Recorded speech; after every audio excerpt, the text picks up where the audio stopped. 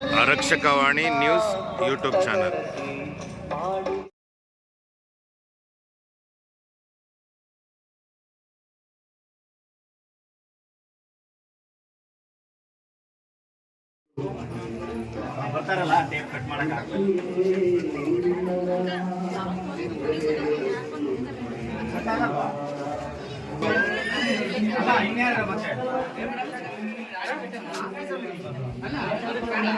Arakshakavani news YouTube channel.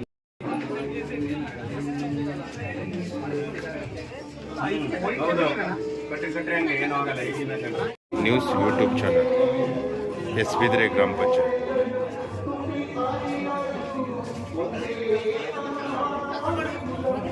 Arakshakavani news YouTube channel ಗ್ರಾಮೀಣಾಭಿವೃದ್ಧಿ ಮತ್ತು ಪಂಚಾಯಿತಿ ರಾಜ್ಯ ಇಲಾಖೆ, ಜಿಲ್ಲಾ ಪಂಚಾಯಿತಿ ಚಿಕ್ಕಮಗಳೂರು, ತಾಲೂಕ್ ಪಂಚಾಯಿತಿ ಕಡೂರು, ಗ್ರಾಮ ಪಂಚಾಯಿತಿ ಎಸ್ಬಿದ್ರೆ, ರಾಜೀವ್ ಗಾಂಧಿ ಸೇವಾ ಕೇಂದ್ರ ನೂತನ ಕಟ್ಟಡ ಉದ್ಘಾಟನಾ ಸಮಾರಂಭ.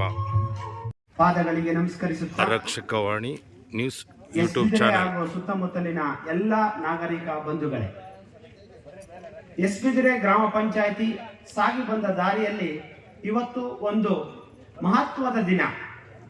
ಈ ಸುಸಜ್ಜಿತವಾದ ಹಾಗೂ ಅತ್ಯಾಧುನಿಕವಾದ ಗ್ರಾಮ ಪಂಚಾಯಿತಿ ಗ್ರಾಮಸೌಧದ ನೂತನ ಕಟ್ಟಡದ ಪ್ರಾರಂಭೋತ್ಸವ ಕಾರ್ಯಕ್ರಮ.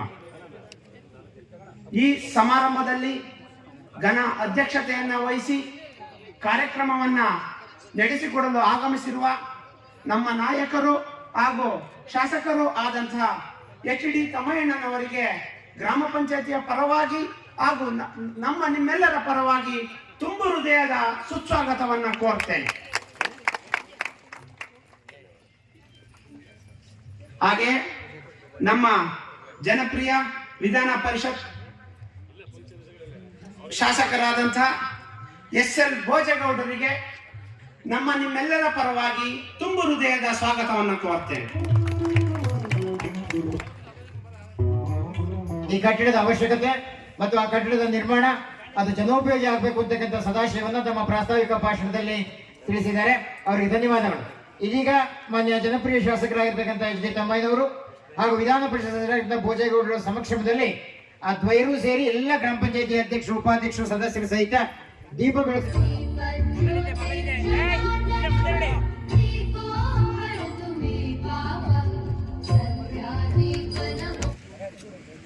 ಆತ್ಮೀಯರೇ, ಇವತ್ತು ಗ್ರಾಮೀಣಾಭಿವೃದ್ಧಿ ಮತ್ತು ಪಂಚಾಯತ್ ರಾಜ್ ಇಲಾಖೆ, ರಾಜೀವ್ ಗಾಂಧಿ ಸೇವಾ ಆರಕ್ಷಕವಾಣಿ ನ್ಯೂಸ್ ಯೂಟ್ಯೂಬ್ ಚಾನಲ್ ಗ್ರಾಮ ಪಂಚಾಯಿತಿ ವತಿಯಿಂದ ಇವತ್ತು ನೂತನ ಗ್ರಾಮ ಪಂಚಾಯಿತಿ ಕಚೇರಿ ಕಟ್ಟಡದ ಉದ್ಘಾಟನಾ ಸಮಾರಂಭವನ್ನು ಏರ್ಪಡಿಸಿದ್ದು, ಈ ಒಂದು ಸಮಾರಂಭದಲ್ಲಿ ನಾನು ಅಧ್ಯಕ್ಷತೆ ವಹಿಸಬೇಕಾಗಿತ್ತು. ಆದರೆ ಈ ಗ್ರಾಮ ಪಂಚಾಯಿತಿಯ ಅಧ್ಯಕ್ಷರಾಗಿರ್ತಕ್ಕಂಥ ಶ್ರೀಮತಿ ಎನ್.ಸಿ. ಲಕ್ಷ್ಮೀದೇವಿ ಅವರಿಗೆ ಅಧ್ಯಕ್ಷತೆ ವಹಿಸಿರೋದ್ರಿಂದ ಈ ದಿನದ ಕಾರ್ಯಕ್ರಮದ ಅಧ್ಯಕ್ಷತೆ ವಹಿಸಿರ್ತಕ್ಕಂಥ ಗ್ರಾಮ ಪಂಚಾಯಿತಿಯ ಮಾನ್ಯ ಅಧ್ಯಕ್ಷರಾಗಿರ್ತಕ್ಕಂಥ ಶ್ರೀಮತಿ ಎನ್.ಸಿ. ಲಕ್ಷ್ಮೀದೇವಿ ಅವರೇ, ಇದೀಗ ತಾನೇ ಈ ಒಂದು ಗ್ರಾಮ ಪಂಚಾಯತ್ ಕಟ್ಟಡವನ್ನ ನಮ್ಮ ಜೊತೆ ಸೇರಿ ಉದ್ಘಾಟನೆಯನ್ನ ಮಾಡಿರ್ತಕ್ಕಂಥ ನನ್ನ ನೆಚ್ಚಿನ ನಾಯಕರು, ವಿಧಾನ ಪರಿಷತ್ತಿನ ಹಾಲಿ ಸದಸ್ಯರು, ಈ ಭಾಗದಲ್ಲಿ ಬಹುತೇಕ ಅವರು ಮತ್ತು ಅವರ ತಂದೆಯವರ ಹೆಚ್ಚು, ಅವರ ಕುಟುಂಬದ ಹೆಚ್ಚು ನೆರಳಿರ್ತಕ್ಕಂಥ ಆತ್ಮೀಯರು ಆಗಿರ್ತಕ್ಕಂಥ ನನ್ನ ಎಸ್.ಎಲ್. ಭೋಜಣ್ಣನವರೇ, ಈ ಒಂದು ಕಾರ್ಯಕ್ರಮದಲ್ಲಿ ಉಪಸ್ಥಿತರಿರ್ತಕ್ಕಂಥ ಉಪಾಧ್ಯಕ್ಷರಾಗಿರ್ತಕ್ಕಂಥ ವಿನೂತ್ರವರೇ, ಮಾಜಿ ಅಧ್ಯಕ್ಷರು, ಹಾಲಿ ಸದಸ್ಯರಾಗಿರ್ತಕ್ಕಂಥ ಶ್ರೀಮತಿ ಮೀನಾಕ್ಷಿ ಅವರೇ, ಮತ್ತೋರ್ವ ಸದಸ್ಯರಾಗಿರ್ತಕ್ಕಂಥ ಶ್ರೀಮತಿ ನೇತ್ರಾವತಿ ಅವರೇ, ಮತ್ತೋರ್ವ ಗ್ರಾಮ ಪಂಚಾಯತ್ ಸದಸ್ಯರಾಗಿರ್ತಕ್ಕಂಥ ಚಂದನಾರವರೇ, ಮತ್ತೋರ್ವ ಗ್ರಾಮ ಪಂಚಾಯಿತಿಯ ಎಸ್ಬಿದ್ರೆ ಸದಸ್ಯರಾಗಿರ್ತಕ್ಕಂಥ ಬಿ.ಎಸ್. ಚಂದ್ರಶೇಖರ್ ಅವರೇ, ಮತ್ತೋರ್ವ ಗ್ರಾಮ ಪಂಚಾಯತ್ ಸದಸ್ಯರಾಗಿರ್ತಕ್ಕಂಥ ಬಿ.ಟಿ. ಸತೀಶ್ ಅವರೇ, ಮತ್ತೋರ್ವೆ ಗ್ರಾಮ ಪಂಚಾಯತ್ ಸದಸ್ಯ ಆಗಿರ್ತಕ್ಕಂಥ ಶ್ರೀಮತಿ ದಾಕ್ಷಾಯಣಮ್ಮನವರೇ, ಸಿದ್ದಾಪುರ ಗ್ರಾಮ ಪಂಚಾಯತ್ ಸದಸ್ಯರಾದ ಶ್ರೀಮತಿ ಗೌರಮ್ಮನವರೇ, ಜೋಡಿಲಿಂಗದಲ್ಲಿ ಗ್ರಾಮ ಪಂಚಾಯತ್ ಸದಸ್ಯರಾಗಿರ್ತಕ್ಕಂಥ ಜಯಲಕ್ಷ್ಮಿ ಅವರೇ, ಮತ್ತೋರು ಜೋಡಿಲಿಂಗದಲ್ಲಿ ಗ್ರಾಮ ಪಂಚಾಯತ್ ಸದಸ್ಯರಾಗಿರ್ತಕ್ಕಂಥ ಲಕ್ಷ್ಮಿ ಅವರೇ, ಬೀರ್ನಳ್ಳಿ ಗ್ರಾಮ ಪಂಚಾಯತ್ ಸದಸ್ಯರಂತ ಅವರೇ ಇಲ್ಲೇ ಇದಾರಲ್ವಾ? ಯಾಕೆ ಅವತ್ತು ಪ್ರಗತಿ ಪರಿಶೀಲನಾ ಸಭೆಯಲ್ಲಿ ಈ NRIGನಲ್ಲಿ 130 ಭೋಜನ ಇಡೀ ನಮ್ಮ ಜಿಲ್ಲೆಯಲ್ಲಿ 130ರಷ್ಟು ಬಳಕೆ ಮಾಡಿರ್ತಕ್ಕಂಥದ್ದು ಇಡೀ ಜಿಲ್ಲೆಯಲ್ಲಿ ಅದು ಎಸ್ಬಿದ್ರೆ ಗ್ರಾಮ ಪಂಚಾಯಿತಿ ಅಂತ ಹೇಳಿದಾಗ ನಾನು ಒಂದಷ್ಟು ಇಷ್ಟೊಂದು ಹೆಂಗೆ ಒಂದು 130% ಮಾಡೋಕ್ಕಾಗ್ತದೆ ಅಂತೇಳಿ ಇಒ ಅವರಿಗೆ ಒಂದ್ಸಲಿ ಎಸ್ಬಿದ್ರೆ ಹೋಗಿ ಒಂದ್ಸಲಿ ವೀಕ್ಷಣೆ ಮಾಡ್ರಿ ಅಂದೆ. ಯಾಕೆಂದ್ರೆ ನಾನು ನೋಡಿರ್ಲಿಲ್ಲ ಮತ್ತು ಸರಿಯಾಗಿ ಮಾಹಿತಿ ಇರಲಿಲ್ಲ. ಎಲ್ಲೂ ಯಾವ ಪಂಚಾಯತಿಲೂ 50% 70% ಅಂದ್ರೆ ಇಲ್ಲಿ 130% ಹೆಂಗಿದು ಒಂದು ಪಂಚಾಯತಿಲಿ ಆಗ್ತದೆ ಅಂತ. ಈ ರೀತಿ NRIGನ ರಾಜ್ಯ ಮತ್ತೆ ಕೇಂದ್ರ ಸರ್ಕಾರ ತಂದಿದ್ದೇನೆ. ಬರಗಾಲ ಮತ್ತೆ ಅತಿವೃಷ್ಟಿ ಕಾಲದಲ್ಲಿ ಬಡವರಿಗೆ ನೌಕರಿ ಕೊಡುವಂತ ಉದ್ದೇಶದಿಂದ ಈ ಒಂದು ಸ್ಕೀಮ್ನ ತಂದಿದ್ರು. ಅದರ ಸದುಪಯೋಗವನ್ನ ಪಡಿಸ್ಕೊಂಡು ತುಂಬಾ ಜನ ತುಂಬಾ ಊರುಗಳಲ್ಲಿ ನಾನು ಅದಕ್ಕೆ ಹಂಚ್ಕೊಳ್ಳಲ್ಲ ಹೇಳೋದಕ್ಕೆ, ನಾನೇ ಇರಲಿ ಇನ್ನೊಬ್ಬರೇ ಇರಲಿ, ಶಾಸಕರಿಗಿಂತ ಹೆಚ್ಚು ಗ್ರಾಮ ಪಂಚಾಯಿತಿಗಳಲ್ಲಿ ಎಲ್ಲ ಪ್ರತಿಯೊಂದು ಕಾಲೋನಿಗಳಲ್ಲೂ ಪ್ರತಿಯೊಂದು ಊರುಗಳಲ್ಲೂ ಕಾಂಕ್ರೀಟ್ ರಸ್ತೆ ಮಾಡಿದ್ರೆ ಅದು ಶಾಸಕರ ಅನುದಾನ ಅಲ್ಲ, ಅದು NRIG ಅನುದಾನದಲ್ಲಿ ಹೆಚ್ಚು ಕಾಂಕ್ರೀಟ್ ರಸ್ತೆಗಳನ್ನ ಮಾಡಿದ್ದಾರೆ. ಅದಕ್ಕೆ ಒಂದಷ್ಟು ಬದ್ಧತೆ ಬೇಕಷ್ಟೇ. ಯಾರೇ ಅದು ಯಾವ ಪಕ್ಷದ ಗ್ರಾಮ ಪಂಚಾಯತಿ ಮೆಂಬರ್ ಆದ್ರೂ ಅದರಲ್ಲೇನಿಲ್ಲ, ಯಾರೇ ಆಗಲಿ ಆ ಗ್ರಾಮ ಪಂಚಾಯತಿ ಮೆಂಬರಿಗೆ ಆ ಬದ್ಧತೆ ಇರಬೇಕಷ್ಟೇ. ಯಾಕೆಂದ್ರೆ ಅವ್ರನ್ನ ಹೆಚ್ಚು ನೇರವಾಗಿ ನಾವು ರಾಜಕಾರಣಕ್ಕೆ ಬಂದರಲ್ಲ, ಅವರು ನಾವು ಒಟ್ಟೊಟ್ಟಿಗೆ ಭೋಜನನ ಜೊತೆ ನಾನು ನಗರಸಭೆಗೆ ಸದಸ್ಯರಾಗಿ ಪ್ರಾರಂಭ ಮಾಡಿದ್ದು. ಈ ನಗರಸಭೆ ಅವರು ಪಂಚಾಯತಿನೂ ಮೆಂಬರ್ ಆಗಿದ್ದಾರೆ, ಭೋಜನ ಸೊಸೈಟಿಗೂ ಡೈರೆಕ್ಟರ್ ಆಗಿ, ಆಮೇಲೆ DCC ಬ್ಯಾಂಕ್ ಡೈರೆಕ್ಟರ್ ಆಗಿದ್ದಾರೆ. ಹಾಗಾಗಿ ನಾನು ಸಹ ನಗರಸಭೆ ಸದಸ್ಯರಾಗಿ, ಸೊಸೈಟಿ ನಿರ್ದೇಶಕರಾಗಿ, ನಾವು ಸ್ಥಳೀಯ ಸಂಸ್ಥೆಗಳಿಂದ ಬಂದಿರೋದ್ರಿಂದ ಸ್ಥಳೀಯ ಸಂಸ್ಥೆಗಳಿಗೆ ಎಷ್ಟು ಪ್ರಾಮುಖ್ಯತೆ ಇದೆ ಮತ್ತೆ ಸ್ಥಳೀಯ ಸಂಸ್ಥೆಯ ಪ್ರತಿನಿಧಿಗಳಿಗೆ ಎಷ್ಟು ಅವಕಾಶ ಇದೆ ಅನ್ನೋದು ನನಗೂ ಗೊತ್ತಿದೆ. ಹಾಗಾಗಿ ಆ ನಿಟ್ಟಿನಲ್ಲಿ ಪಕ್ಷಭೇದ ಮರೆತು ಗ್ರಾಮ ಪಂಚಾಯತಿ ಸದಸ್ಯರುಗಳು ಅಥವಾ ತಾಲೂಕ್ ಪಂಚಾಯತಿ, ಜಿಲ್ಲಾ ಪಂಚಾಯತ್ ಸದಸ್ಯರು, ನನ್ನ ನೆಚ್ಚಿನ ಸ್ನೇಹಿತ ಈ ಭಾಗದ ಶಾಸಕರು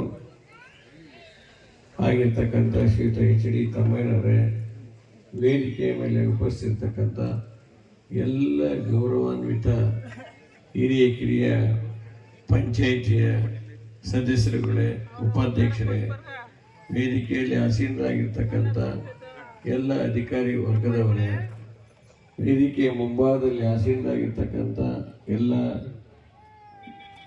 ಎಸ್ಬಿದ್ರೆ ಮತ್ತು ಸುತ್ತಮುತ್ತಲಿನ ಗ್ರಾಮದ ಎಲ್ಲ ರೈತಾಪಿ ಬಂಧುಗಳೇ, ಅಧಿಕಾರಿ ವರ್ಗದವರೇ, ಪತ್ರಿಕಾ ಸ್ನೇಹಿತರೆ, ಈಗಾಗಲೇ ಈ ಕಟ್ಟಡದ ಬಗ್ಗೆ ಶಾಸಕರು ಬಿಟ್ಟರೆ ಅವ್ರು ಆರಾಮಾಗಿರ್ತಾರೆ, ನೀವು ಮಾತಾಡ್ಸಕ್ ಹೋಗ್ಬೇಡಿ. ಅವ್ರು ಅದ್ರಲ್ಲಿ ಖುಷಿ ಕಂಡಾರೆ, ಅವ್ರ ಖುಷಿ ಇರಲಿ. ಅವ್ರಿಗೆ ನೀವು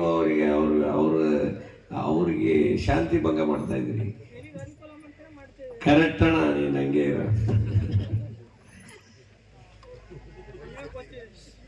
ಆಯ್ತು. ಮಾತಾಡ್ಬೋದೇನಪ್ಪ? ನೀನು ಅಪ್ಪಣೆ ಕೊಟ್ರೆ ಮಾಡ್ತೀನಿ.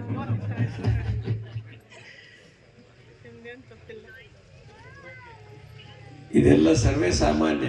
ಹಳ್ಳಿಗಾಡಿನ ಬದುಕನ್ನ ನಾವಿಲ್ಲಿರ್ತಕ್ಕಂಥ ಎಲ್ಲರೂ ಬಹಳ ವರ್ಷಗಳಿಂದ ಯೂಟ್ಯೂಬ್ ಚಾನಲ್, ನಾವೆಲ್ಲ ಕೃಷಿ ಬದುಕಿನಲ್ಲೇ ಬಂದವರು. ಇಲ್ಲಿರ್ತಕ್ಕಂಥವ್ರು ಎಲ್ಲರೂ ಕೂಡ ಕೃಷಿ ಬದುಕನ್ನ ಬಹಳ ಅತ್ಯಂತ ಪ್ರೀತಿಯಿಂದ ಒಪ್ಕೊಂಡು ಆ ಕೆಲಸವನ್ನ ಮಾಡಿಕೊಂಡು ನೆಮ್ಮದಿಯ ಜೀವನವನ್ನು ನಾವು ಕಳ್ಕೊಂಡು ಬಂದಿದ್ದೇವೆ. ಇವತ್ತು ಇರ್ತಕ್ಕಂಥ ನಮ್ಮ ಅನೇಕ ಕೃಷಿಯ ಬದುಕನ್ನು ಮಾಡ್ಕೊಂಡು ಬಂದಿರ್ತಕ್ಕಂಥ ಹಿರಿಯರು ನ್ಯೂಸ್ ಯೂಟ್ಯೂಬ್ ಚಾನಲ್, ಅವ್ರ ಅಕ್ಷರ ಕಲಿದೇ ಇದ್ರು ಕೂಡ, ಓದಕ್ಕಾಗದೇ ಇದ್ರು ಕೂಡ ಕೃಷಿ ಬದುಕಿನಲ್ಲಿ ನೆಮ್ಮದಿಯ ಜೀವನವನ್ನು ಕಂಡುಕೊಂಡ್ರು. ಆದರೆ ಇವತ್ತು ನಾವು, ನಮ್ಮ ಮಕ್ಕಳು ಈ ಕೃಷಿ ಲಾಭದಾಯಕ ಅನ್ನೋ ವಿಚಾರವನ್ನ ಮರೆತು ಬಿಟ್ಟಿದ್ದಾರೆ. ಲಾಭದಾಯಕ ಅಲ್ಲ ಅಂತೇಳಿ ಕೃಷಿ ಬದುಕಿನಿಂದ ಯುವ ಪೀಳಿಗೆ ಬಹಳ ದೂರ ಸಲುವಿದ್ದೀರಿ. ರಾಜಕೀಯವಾಗಿ ಎಮ್ಮರವನ್ನಾಗಿ ಮಾಡಿದ್ದೀರಿ, ಅಧಿಕಾರವನ್ನು ಕೊಟ್ಟಿದ್ದೀರಿ. ಆ ಸಂಬಂಧ ಇದೆ. ಆ ಸಂಬಂಧದ ಅಡಿಯಲ್ಲಿ ಆ ಸಂಬಂಧವನ್ನು ಮುಂದುವರಿಸಿಕೊಂಡು ಹೋಗ್ತಕ್ಕಂಥ ಕೆಲಸವನ್ನ ನಾನು ಸದಾ ಮಾಡೋದಕ್ಕೆ ಪ್ರಯತ್ನ ನಡೆಸ್ತೀನಿ. ಅದೇ ಸಂಬಂಧ ಇರಲಿ, ಸಂಬಂಧಕ್ಕೋಸ್ಕರ ನಾನು ಇವತ್ತಿಗೆ ಬಂದಿದ್ದೀನಿ. ದಯಮಾಡಿ ತಾವೆಲ್ಲರೂ ಕೂಡ ಅತ್ಯಂತ ಸಂತೋಷದಿಂದ ಪಾಲ್ಗೊಂಡಿದ್ದೀರಿ. ತಮ್ಮೆಲ್ಲರಿಗೂ ಮತ್ತೊಮ್ಮೆ ನಾನು ಊರಿನ ಗ್ರಾಮಸ್ಥರು ಹೇಗೆ ನಮಗೆ ಸ್ವಾಗತ ಮಾಡಿದ್ರು ಹಾಗೆ ನಾನು ಕೂಡ ನಿಮ್ಮನ್ನು ಸ್ವಾಗತ ಮಾಡಿ ನನ್ನ ಮಾತಿಗೆ ವಿರಾಮ ಹೇಳ್ತೀನಿ. ಜೊತೆಯಲ್ಲಿ ನಾನೊಂದು ನನ್ನ ಸ್ವಂತ ಕಾರ್ಯಕ್ರಮ ಇದೆ. ಈಗಾಗಲೇ ಅನೇಕರಿಗೆ ಪತ್ರಿಕೆ ಮುಟ್ಟಿದೆ ಅಂತ ಕಾಣ್ತದೆ. ತಾರೀಕು ಮಾರ್ಚ್ 2 ಮತ್ತು 3ನೇ ತಾರೀಕು ನನ್ನ ಕುಟುಂಬದಲ್ಲಿ ನನ್ನ ಮಗಳ ಮದುವೆ ಕಾರ್ಯಕ್ರಮ ಇದೆ. ನಿಮ್ಮನ್ನೆಲ್ಲ ಅತ್ಯಂತ ಅನೇಕ ವರ್ಷಗಳ ಸಂಬಂಧದಲ್ಲಿ ನಿಮ್ಮನ್ನೆಲ್ಲ ಪ್ರೀತಿಪೂರ್ವಕವಾಗಿ ಆ ಮದುವೆ ಕಾರ್ಯಕ್ರಮಕ್ಕೆ ನಾನು ಸ್ವಾಗತಿಸ್ತಾ ಇದ್ದೇನೆ. ದಯಮಾಡಿ ತಾವೆಲ್ಲ ಬರಬೇಕು ಅಂತ ಹೇಳ್ತೀನಿ. ಇದೇ ಆಹ್ವಾನ ಪತ್ರಿಕೆ ಅಂತೇಳಿ ತಾವು ತಿಳಿಬೇಕು. ತೊಂದರೆ ಇಲ್ಲ, ನಮ್ಮವ್ರು ಕೊಡ್ತಾರೆ, ಆಹ್ವಾನ ಪತ್ರಿಕೆಯನ್ನು ತಲುಪ್ತಾರೆ. ನಾನು ಅಕಸ್ಮಾತ್ ಆಹ್ವಾನ ಪತ್ರಿಕೆ ತಲುಪಲಿಲ್ಲ, ಲಗ್ನ ಪತ್ರಿಕೆ ತಲುಪಲಿಲ್ಲ ಅಂದರೆ ಭೋಜೇಗೌಡರೇ ಖುದ್ದು ಆಹ್ವಾನಿಸಿದ್ದಾರೆ ಅವ್ರ ಮಗಳ ಮದುವೆಗೆ ಅಂತೇಳಿ ಚಿಕ್ಕಮಗಳೂರಿನಲ್ಲಿ ನಡೀತಕ್ಕಂಥ ಲಕ್ಯಾ ಕ್ರಾಸ್ನಲ್ಲಿ ಒಂದು ಜಾಗದಲ್ಲಿ ನಡೀತಕ್ಕಂಥ ಆ ಕಾರ್ಯಕ್ರಮಕ್ಕೆ ತಾವೆಲ್ಲರೂ ಕುಟುಂಬ ಸಮೇತ ಬರಬೇಕು ಅಂತೇಳಿ ವೇದಿಕೆ ಮೇಲೆ ಇರ್ತಕ್ಕಂಥ ಎಲ್ಲ ಗಣ್ಯರಿಗೆ ತಮ್ಮೆಲ್ಲರಿಗೂ ವಿನಂತಿ ಮಾಡ್ತೀನಿ. ನಮ್ಮವರು ಪತ್ರಿಕೆಯನ್ನು ಕೂಡ ಕೊಡ್ತಾರೆ. ದಯಮಾಡಿ ತಲುಪದೇ ಇದ್ರೆ ದಯಮಾಡಿ ಅನ್ಯತಾ ಭಾವಿಸಬೇಡಿ. ನಾನು ಖುದ್ದು ಆಹ್ವಾನ ನೀಡಿದ್ದೇನೆ. ದಯಮಾಡಿ ತಾವೆಲ್ಲ ಬರಬೇಕು ಅಂತೇಳಿ ವಿನಂತಿ ಮಾಡಿ ನನ್ನ ಮಾತಿಗೆ ವಿರಾಮ ಹೇಳ್ತೀನಿ. Thank you. ಮುಖ್ಯಘಟ್ಟ ಶ್ರೀಯುತರು ಅಂದ್ರೆ ಶ್ರೀಯುತ ತಮ್ಮಯ್ಯ ಸರ್ ಅವರು ಮತ್ತು ಶ್ರೀ ಭೋಜಗೌಡ ಸರ್ ಅವರಿಗೆ ಗ್ರಾಮ ಪಂಚಾಯಿತಿಯ ಪರವಾಗಿ ಹಾಗೂ ಎಸ್ಪಿದ್ರೆ ಮತ್ತು ಸುತ್ತಮುತ್ತಲ ಗ್ರಾಮಸ್ಥರ ಪರವಾಗಿ ಒಂದು ಗೌರವಪೂರ್ವಕ ಸಮರ್ಪಣೆಯನ್ನು ಅರ್ಪಿಸಿದ್ದೇವೆ. ದಯಮಾಡಿ ಶ್ರೀಯುತರು ಸ್ವೀಕರಿಸಬೇಕಂತೇಳಿ ಕೇಳ್ಕೊಳ್ತೇವೆ.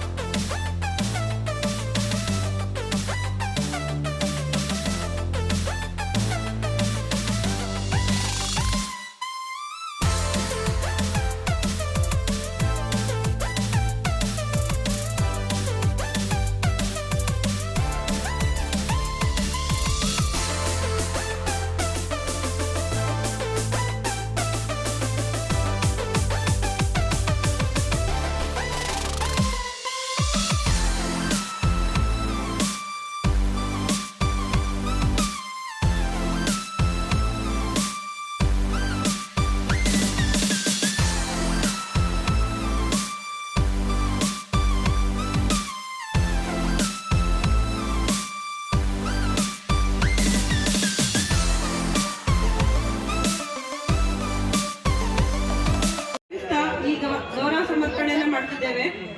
Arakshakavani use YouTube channel.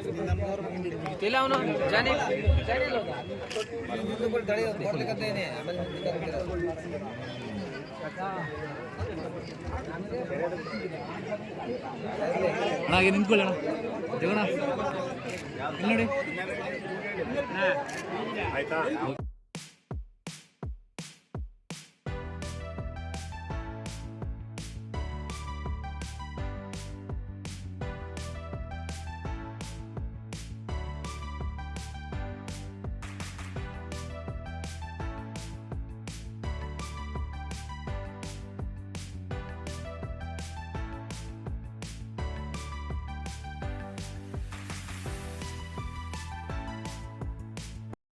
YouTube channel.